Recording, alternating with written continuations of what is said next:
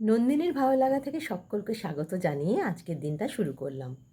তোমরা যেভাবে আমার পাশে রয়েছো তার জন্য আমি খুবই আপ্লুত। তোমরা সবাই আমার পাশে থেকো এইভাবে। ক্লাস 1 থেকে 5 পর্যন্ত স্কুলে গেছি বাবা মার হাত ধরে। ক্লাস 6 থেকে ক্লাস 10 পর্যন্ত স্কুলে যেতাম স্কুলের বাসে করে। তারপরে কলেজে পড়াশোনা করেছি, টিউশনে যেতাম। আর তখন স্কুলে যখন পড়তাম বা কলেজে যখন পড়তাম বাবা মা সবসময় বলতেন রাস্তায় কোনো অসুবিধা হলে পুলিশের সাহায্য নিতে।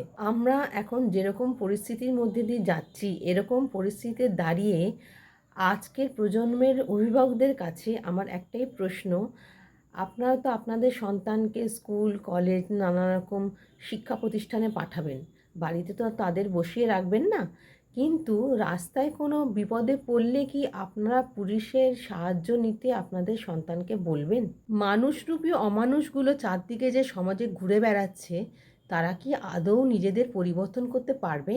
অন্যায় দেখে মুখ বন্ধ করে না থেকে সবাই মিলে একসাথে প্রতিবাদ করার মানসিকতা রাখতে হবে। সফলতা পাবো এই মানসিকতা নিয়ে এগিয়ে যেতে হবে। বন্ধুরা, তোমরা যেভাবে আমার পাশে আছো এইভাবেই তোমরা আমার পাশে থেকো।